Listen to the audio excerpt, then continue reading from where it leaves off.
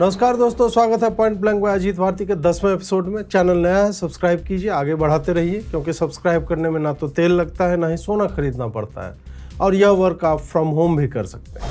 Iran युद्ध को देखते हुए प्रधानमंत्री मोदी ने कई अपील की है। उनमें से एक अपील यह है कि लोग तेल को संयम से खर्चा करें।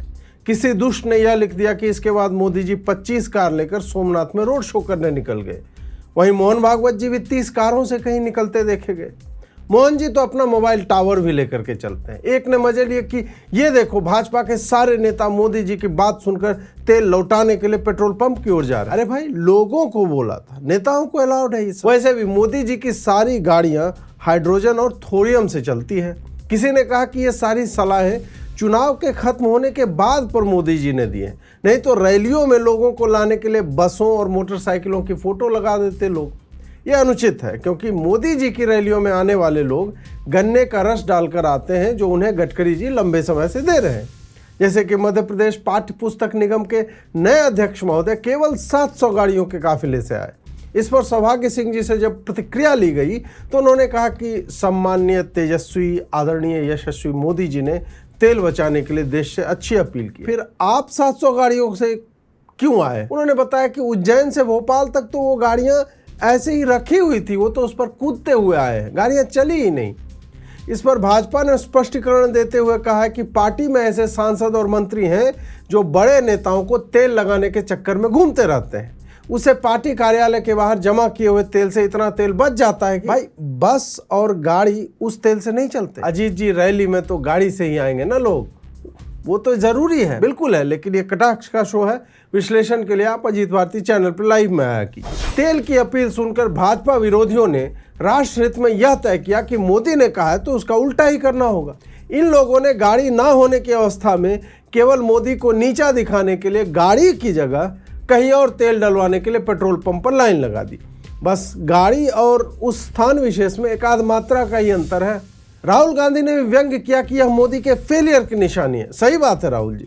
चिदम्बरम जी आज मंत्री होते तो ये सब कभी नहीं कहते। Please resist the temptation to buy gold. ना ही वो मनमोहन की तरह यह कहते कि रुपये पेड़ों पर तो नहीं उगते ना ही सोनिया जी कभी कहती कि उनको तेल के दाम बढ़ाने के लिए फोर्स किया जा रहा है। मोदी जी ने एक और अपील की, जहां उन्होंने कहा कि साल भर के लिए हमें सोना नहीं खरीदना चाहिए। पुरुष समाज, विशेषकर नवविवाहित और उधार लेकर इंप्रेस करने के चक्कर में रिचार्ज करवाने वाले बॉयफ्रेंड समूह ने इसका अनुमोदन किया है। वहीं मेरे पूर्व कॉलेज किरोड़ीमल के वर्तमान फोसला अध्यक्ष ने इसका प्रभाव शून्य बताते हुए कहा है कि जो दिल में प्यार करते हैं वो मटेरियल से ऊपर उठ जाते हैं। हालांकि इस समाचार को सुनते ही तमिलनाडु के मुख्यमंत्री ने चैन की सांस लेते हुए कहा 6-7 हजार करोड़ बच गए। परंतु यह सुनते ही रवीश समेत पूरा विपक्ष सोने के दुकानों के बाहर लाइन लगाते देखा गया। यह फोटो रवीश कुमार की तब ली गई जब वो 30 किलो सोना खरीदकर मोदी को उसकी औकात दिखा रहे थे। वहीं अखिलेश ने इस दर्पण के सामने अपनी लाल टोपी ठीक करते हुए पोस्ट किया है कि गरीब सोना खरीद भी कहां पा रहा है। कांग्रेस वाले यह बोल रहे हैं कि मोदी दूसरों को हवाई यात्रा से मना करके खुद निकल रहा है यूरोप। आपसे कहते हैं विदेशी यात्रा मत कीजिए, लेकिन वो यूरोप की यात्रा पर 5 दिन के लिए जा रहे हैं। बड़ी गर्मी है देश में। सुप्रिया जी, आप तो मोदी जी का तेल कम खाने वाली बात पहले से ही मान रही हैं। मतलब भारत में केवल 5 ही दिन गर्मी पड़ती है और मोदी उसी समय यूरोप भाग गया मजे करने के लिए। कांग्रेस वाले ये तो नहीं बिलीव करने लगे हैं कि मोदी ने ही मेलोनी को वो वाला झुमका दिया था, और इस फोटो में मेलोनी मोदी को बंगाल जीतने पर बधाई दे रही है। जिनके अपने प्रधानमंत्री पिकनिक मनाने युद्धपोत ले जाते थे और एडविना की याद में नेवी युद्धपोत INS त्रिशूल को बिना बुलाए किसी प्रेमिका के विछोह में रो रो कर आंखें सुझा लेने वाले प्रेमी की तरह टेम्स में गेंदे के फूल बहाया करते थे, उन्हें द्विपक्षीय संबंधों के लिए विदेश यात्रा पर निकला प्रधानमंत्री सरकारी खर्चे पर हनीमून ट्रिप जाने वाला ही दिखेगा। प्रातः स्मरणीय श्री अजीत भारती जी ब्रो, आप हैं किस साइड में? 3 मिनट नहीं बीते कि आपने मोदी राहुल सबको धो दिया। मैं केवल अमित शाह के पक्ष में हूँ। कभी देखा है मुझे उस पर कटाक्ष करते हुए? जबकि उन्होंने कई बार मेरे तेल का खर्चा बचाया है। वो बोलते थे, ओ पर्पल टी शर्ट, ओ सफेद पजामा, घर में बैठो भाई, कहाँ UGC पे प्रोटेस्ट करने जाओगे। मोदी जी ने भोजन में तेल की कटौती करने को भी कहा है। उन्होंने इसे देशभक्ति कहते हुए कहा है कि इससे देह भक्ति भी हो जाएगी। सुप्रिया जी इसका बहुत अच्छा उदाहरण। फिर भी यह सुनते ही कांग्रेस ने ऐलान किया कि अब वो हर नुक्कड़ पर छोले भटूरे और बटर चिकन की दुकान खोलेंगे। कुछ नेता और यूट्यूबर गर्मी में भी इंडोनेशिया और मलेशिया वाला पाम ऑयल मलकर स्नान करते दिखे। हालांकि देशभक्ति शब्द सुनकर मैं इमोशनल हो गया। मोदी जी की बात को मानना चाहिए।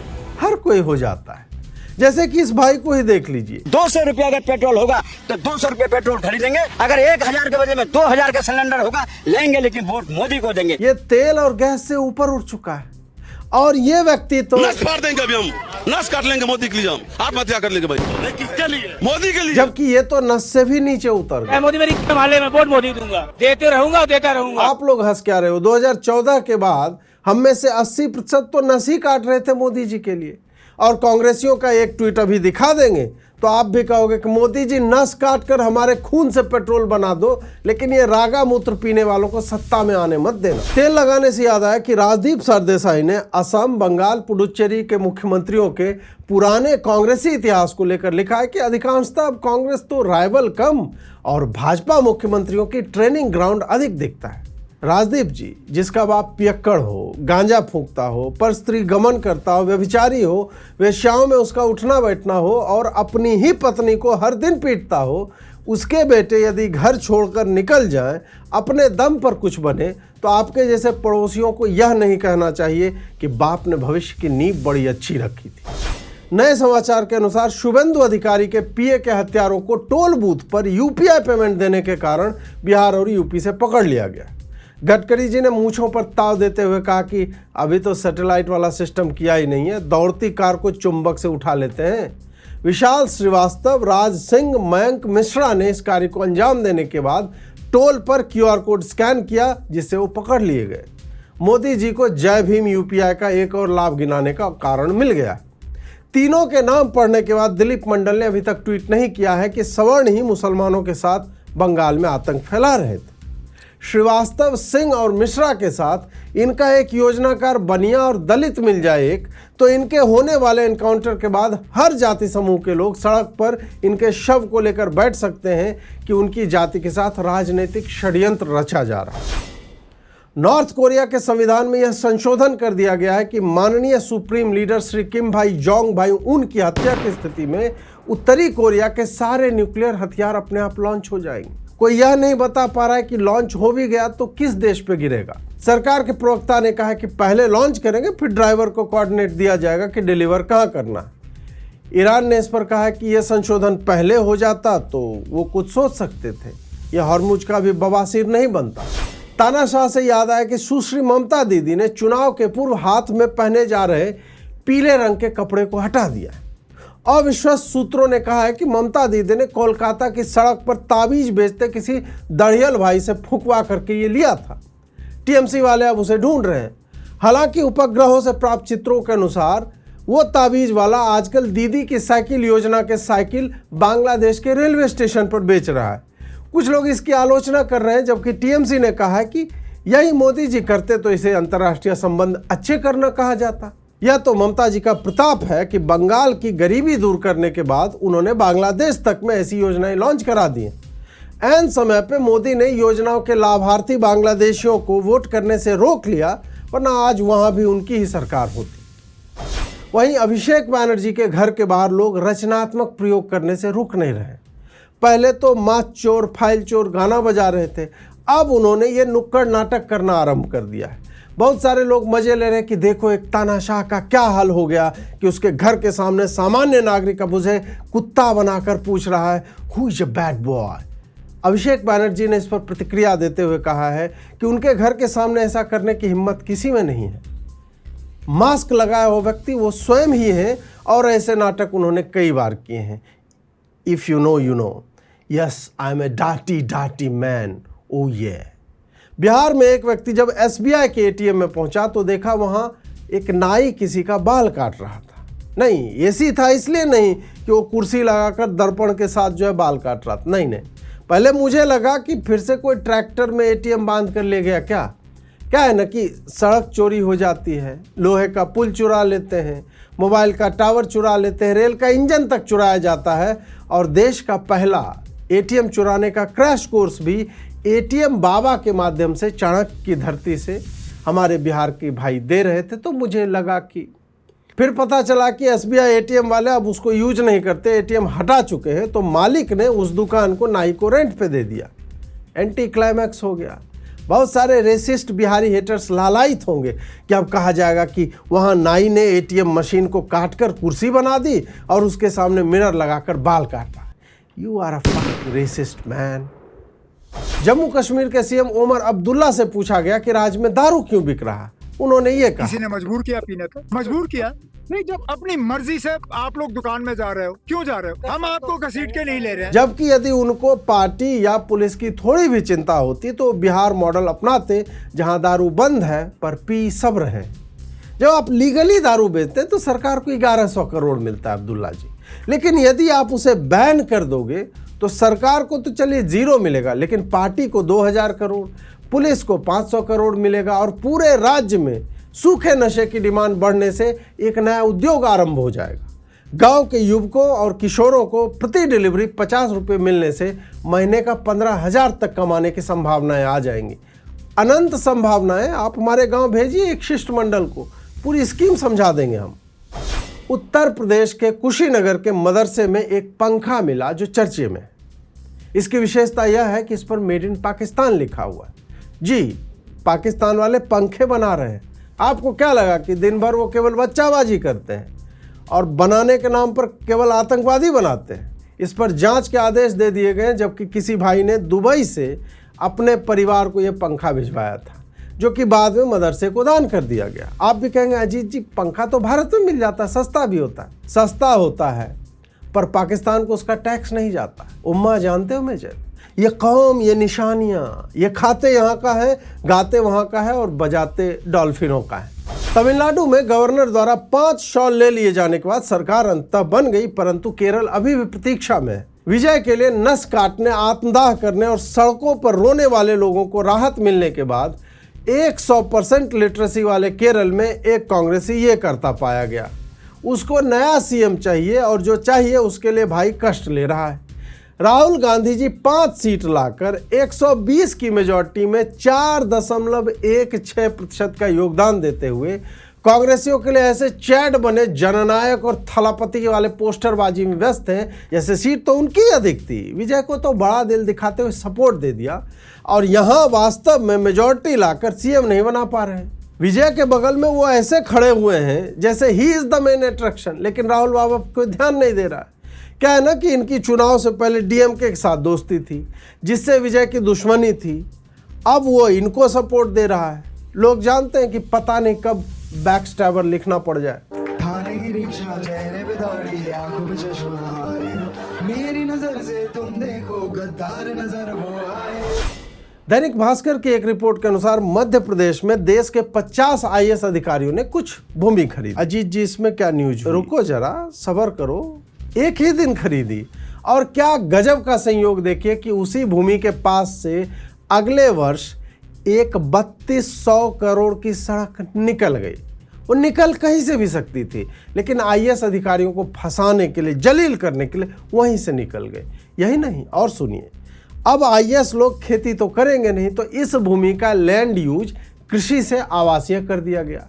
5.5 करोड़ की भूमि 2 वर्ष में 55 से 60 करोड़ की हो गई। इसीलिए मोदी जी कहते हैं सोना मत खरीदो, आईएएस बनो, फिर सरकार तुम्हें खुद बता देगी कि सड़क कहाँ से टहलते हुए जाएगी और वहाँ लाइक माइंडेड ऑफिसर्स का ग्रुप बनाओ और खरीद लो। फिर सिस्टम में जो लाइक माइंडेड होंगे उनसे, बाकी तो आपको पता ही है। आईएएस हो तो 2 साल में 1000% तक का रिटर्न मिल सकता है, पर शिक्षक बनना हो तो बिहार सरकार ये करेगी, तुम्हारे नितंबों के नी से नींबू और तंब से तंबू बनवा लेगी। एक भाई को पुलिस वाला बगल में दबा कर ले गया, पता नहीं क्यों, शायद पानी वानी पिलाने के लिए। मारेगी थोड़ी पुलिस। फाइबर वाला लाठी तो बस दिखाने के लिए, उसमें एलईडी लगा दो, जलता बुझता है। कुछ अभ्यर्थियों को पुलिस ने चोर की तरह रस्सा बांधा और गाड़ी में डालकर ले गए। सम्राट चौधरी का कहना है कि जब आप 7वीं और 9वीं फेल होकर हाफी डिफी बनवाकर मुख्यमंत्री या उप मुख्यमंत्री बन सकते हैं बिहार में, तो राज्य में शिक्षकों की भर्ती निकालकर राजस्व क्यों कम करना? बिहार में ही कॉलेज शिक्षकों को जब गवर्नर ने कहा कि उन्हें हर दिन 5 घंटे क्लास में बिताने होंगे तो उन्होंने विद्रोह कर दिया। सही बात है, जब आप यूजीसी के संरक्षण में कैंपस में 5 घंटे होकर स्टाफ रूम में बैठकर ऑनलाइन लूडो खेल सकते हैं तो क्लास में जाने की बाध्यता तो सरासर अन्याय है। इन्हें डीयू के शिक्षक संघ ने भी अपना समर्थन दिया है। यानी कॉलेज के शिक्षक दिन में 5 क्लास नहीं लेना चाहते, उनको कैंपस में केवल अटेंडेंस देने का पैसा चाहिए। इनफैक्ट जेएनयू वाले तो अटेंडेंस के लिए बायोमेट्रिक लगवाने का विरोध कर रहे थे कि ये उनके ऊपर निगरानी रखने जैसा है और उनके अकादमिक स्वच्छंदता पर कुठाराघात है और प्राइवेसी का वायलेशन तो है ही। इससे एकेडमिक एनवायरनमेंट डिग्रेड हो जाएगा। इन लहन के बौरों को केवल सैलरी चाहिए, बाकी टाइम ये लूडो खेले। संभव है यही सब देखकर पटना पुलिस ने स्कूल शिक्षकों पर लाठीचार्ज कर दिया हो। कॉमेडी ऑफ एरर्स हो गया एकदम से। हाल ही में कुछ जगह के छापों में 15,000 किलो मिलावटी मधु यानी हनी पकड़ा गया। इसको देखकर आपको लगेगा कि सरकार जग गई एकदम से। बिल्कुल नहीं। जिस संस्था को शुद्धता का सत्यापन करना होता है वो शुद्धता की परिभाषा ही बदल देते हैं। FSSAI स्वयं आपके घर में जाने वाले प्योर हनी को गर्म करने, उसमें एक सीमा तक सिरप मिलाने की अनुमति देती है जो प्राकृतिक मधु का हर गुण बर्बाद कर देता है। इस पर अधिक जानकारी के लिए हमारा ये पॉडकास्ट आप देख सकते हैं। और शुद्ध मधु चाहिए तो अपने पास के मधुमक्खी पालक से डायरेक्ट लीजिए। आप जिस भी कंपनी का ब्रांडेड खा रहे हैं, यदि वो एक ही रंग का है, एक जैसा ही सुनहरा दिखता है, उस पर यह न लिखा हो कि किस फूल से आया है, तो वो मिलावटी ही होगा। एक मधुमक्खी पालक हमारे मित्र हैं, पॉडकास्ट देखिए और कन्विंस्ड है तो वहीं से मंगवाइए। बंगाल में सरकार परिवर्तित होने के साथ ही बीएसएफ ने बांग्लादेशी घुसपैठियों की मां और बहन को पुकारते हुए गोलियां चला दी। 2 घुसपैठिए 2 पैर से आने के बाद 8 पर जाते पाए गए। नहीं, सरकार अल्पसंख्यकों को रोजगार तक नहीं करने देना चाह रही। कोई व्यक्ति ममता बनर्जी बांग्लादेशी स्वरोजगार योजना के माध्यम से कुछ नशा बेचना चाहता है, नारकोटिक्स के ट्रेड में आना चाहता है, तो मोदी का बीएसएफ उसको गोली मार देगा। पहले कितना अच्छा था कि पश्चिम बंग और बांग्लादेश ममता के लिए एक ही थे। उधर के लोग यहाँ रहते थे, यहाँ की लड़कियों की साइकिल उधर के मौलवी जी चढ़ा करते थे, वहाँ के लोग यहाँ का पासपोर्ट और आधार कार्ड लिए घूमते थे। और मित्रता की इससे बड़ी क्या मिसाल होगी, यहाँ वोट तक दे दिया करते थे। अब सॉल्ट लेक जैसे इलाकों से हमारे अतिथियों को यह कहकर भगाया जा रहा है कि एक बार दीवार बन गई तो उधर जा भी नहीं पाओगे। और वो भाग भी रहे हैं, जबकि वो चाहे तो केरल, हिमाचल, तेलंगाना और कर्नाटक में अभी भी कुछ साल के लिए रह सकते हैं। नेपाल के पीएम ने भारत के विदेश सचिव विक्रम मिश्री जी से मिलने से मना कर दिया क्योंकि उन्हें लगा उन्हें कोई उनके स्तर का चाहिए। बलेन शाह जी को समझना चाहिए कि नाला सोपारा के रैपर अभी इंडियाज गॉट टैलेंट में बिजी हैं, इसलिए भारत ने एक वरिष्ठ IAS अधिकारी को भेजा है। मध्य प्रदेश के ग्वालियर में 10,000 घरों में जल आपूर्ति करने वाली टंकी में मरा हुआ सांप मिला है। मुख्यमंत्री मोहन यादव ने इस पर कहा है कि इससे साबित होता है कि हमारे पास पानी की टंकियां हैं। और जो पिछली बार देवास की न्यूज़ दिखाई गई थी कि MP में बच्ची डब्बे में जल ढो रही है, वो AI वीडियो थी। उन्होंने आगे यह भी कहा है कि यदि सांप मर गया है और लाठी नहीं टूटी है तो वह लाठी उन्हें दे दिया जाए ताकि वो अगले मेले में करतब दिखाकर हिंदू हृदय सम्राट बन सके। मोहन यादव जी ने हंसी मजाक से इतर इस बात पर गहन चिंता जताई है कि प्रदेश में सर्प आत्महत्या कर रहे हैं और बिहार की तरह मिड डे मील में ना मरकर पानी की टंकी में कूद के जान दे रहे हैं। उन्होंने कहा कि हो सकता है यह सर्प पिछले जन्म में धर्मेंद्र रहा हो, जिसका पानी की टंकी से मरने की बड़ी इच्छा थी, लेकिन मौसी ने उन्हें बचा लिया था। और अंत में एक रोबोट भाई ने बौद्ध धर्म की दीक्षा ले ली है। यह समाचार सुनकर एक मजहब के लोगों ने कहा कि ये कौन सी बड़ी बात है, हम तो बचपन से ही लोगों को रोबोट बना रहे हैं। एक किताब से प्रोग्राम होते हैं और उचित जगह पर जाकर फट जाते हैं। कैसा लगा आपको यह एपिसोड कमेंट करके अवश्य बताएं। लाइक, शेयर और सब्सक्राइब का तो आपको पता ही है। नमस्कार।